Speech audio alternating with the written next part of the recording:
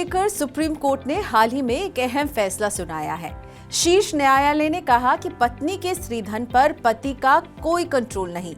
मुश्किल वक्त में पति भले ही स्त्रीधन का इस्तेमाल कर सकता है, लेकिन उसका नैतिक दायित्व है कि वो इसे पत्नी को वापस लौटाए। स्त्रीधन पूरी तरह से महिला की संपत्ति है और वो अपनी मर्जी से इसका इस्तेमाल कर सकती है।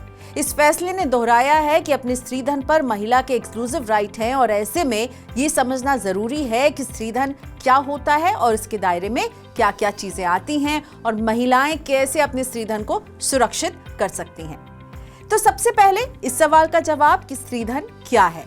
स्त्रीधन शब्द स्त्री और धन से मिलकर बना है। स्त्री का मतलब महिला और धन का मतलब संपत्ति। इन्हें जोड़ने पर बनता है स्त्रीधन, जिसका मतलब है महिला की संपत्ति।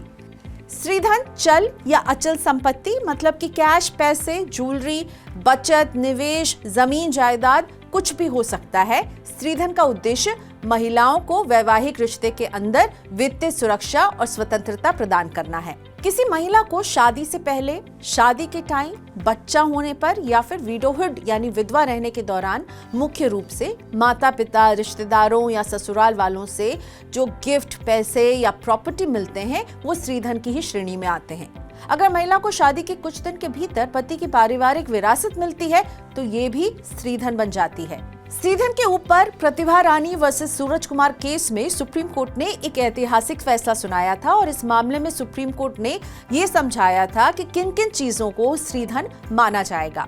जैसे कि 7 फेरे लेने से पहले शादी में महिला को जो भी गिफ्ट मिलते हैं, विदाई के समय महिला को जो गिफ्ट मिलते हैं, शादी के बाद ससुराल जाने पर सास ससुर से जो गिफ्ट मिला, लड़की के पिता, लड़की की माता और लड़की के भाई की ओर से जो भी गिफ्ट मिलता है, ये सारी चीजें स्त्रीधन मानी जाती हैं।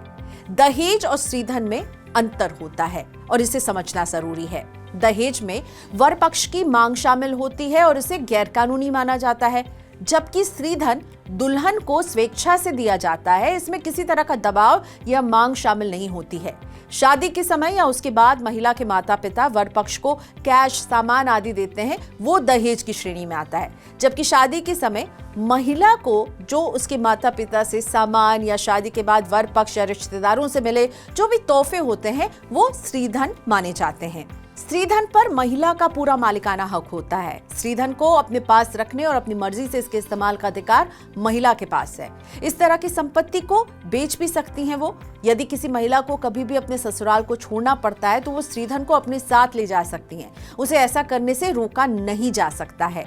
अब समझते हैं कि स्त्रीधन को एक महिला कैसे सुरक्षित रख सकती है। कई तरीके हैं उनके पास, जैसे कि सबसे पहले सभी महिलाओं को उनके पास जो भी स्त्रीधन है उसकी एक सूची वो बना लें और इसे अलग अलग कैटेगरी में बांट लें, जैसे कि कैश, आभूषण, संपत्ति या और कोई अन्य कीमती सामान। महिला अपने नाम से लॉकर खोलकर स्त्रीधन को उसमें रख सकती हैं। स्त्रीधन को किसी ऐसे व्यक्ति के हवाले नहीं करें जिस पर वो भरोसा ना करती हो। अगर स्त्रीधन आभूषण है तो इन आभूषणों को पहनकर खिंचवाई गई तस्वीरों को सबूत के तौर पर रखा जा सकता है। शादी की तस्वीरें और सामान की रसीद जैसे साक्ष्य सुरक्षित रखें। स्त्रीधन में शामिल किसी भी प्रॉपर्टी का मालिकाना हक यानी टाइटल महिला के पास होना चाहिए। अगर महिला को लगता है कि उसका स्त्रीधन ससुराल में सुरक्षित नहीं है तो वो अपने माता पिता के घर भी स्त्रीधन को रख सकती हैं। स्त्रीधन पर महिला को पूरा अधिकार है, वो पूरी तरह से संपत्ति की मालकिन है, उसका ये हक कोई नहीं छीन सकता। यदि महिला का पति या उसका परिवार स्त्रीधन हड़प लेता है या वापस देने से इनकार करता है तो कानून में महिला के हितों को सुरक्षित रखने के प्रावधान है।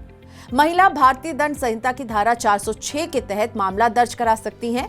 इसमें 3 साल की कैद, जुर्माना या दोनों का प्रावधान है। इसके अलावा हिंदू उत्तराधिकारी अधिनियम के तहत भी कार्रवाई की जा सकती है।